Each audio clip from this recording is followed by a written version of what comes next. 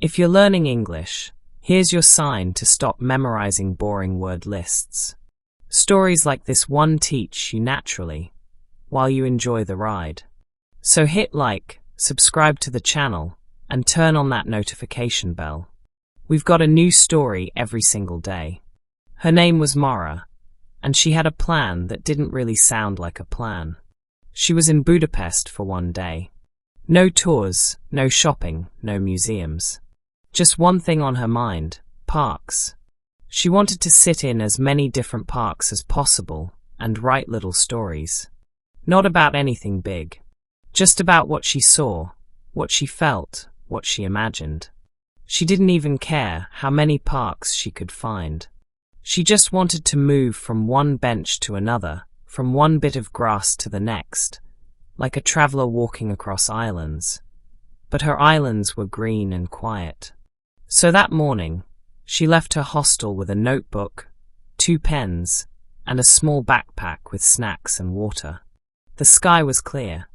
The city already had its usual energy.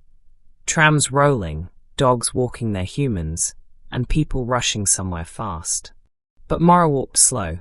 Her first stop was a small square near her street. Just a few trees, a playground, and some benches in the shade. She picked one near a statue, opened her notebook, and started writing. She didn't overthink. She just wrote what she saw: a man eating a croissant, a kid chasing a pigeon, a woman watering plants on a balcony. Somehow, it turned into a short scene. A girl sitting on a bench who imagines the life of everyone passing by. After 30 minutes, she closed the notebook and moved on. The second park was a little bigger. It had wide walking paths and people jogging. She found a quiet spot under a big tree. It felt cooler there, and the breeze made the leaves dance a little. This time, she wrote a story about a tree that had a secret. It could remember every conversation spoken beneath it. She smiled while writing. It felt like her mind was opening up more with each new place. By noon, she had already visited 4 parks. Each one gave her a different mood, a different idea. One park had a small lake. Another had a rose garden. One had 2 musicians playing softly near a fountain. She didn't talk to anyone. She didn't need to. Her stories were her conversations. At each stop, she filled a few pages, then packed up and moved along. She bought a sandwich from a food cart and ate it in her 5th park of the day. This one had a long stretch of green lawn with people lying in the sun. She didn't lie down, though.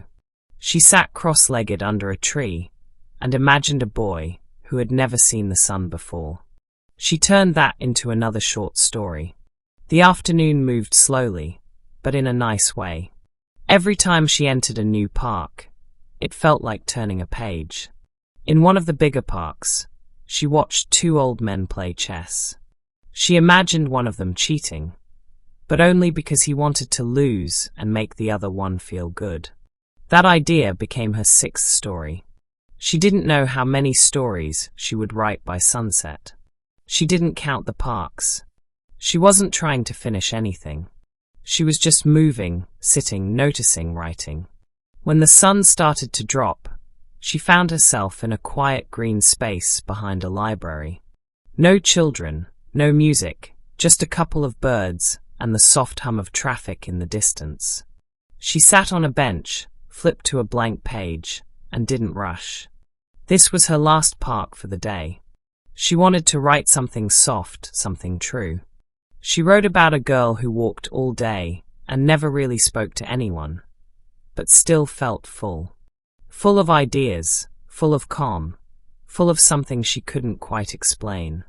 She ended the story without a big finish.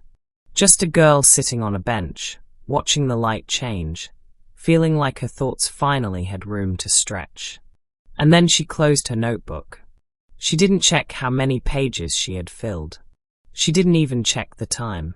She just sat there for a few more minutes, listening to the wind, letting the day sink in. Some people collect souvenirs.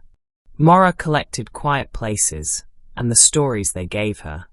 And now you've just followed Mara across a whole day in Budapest.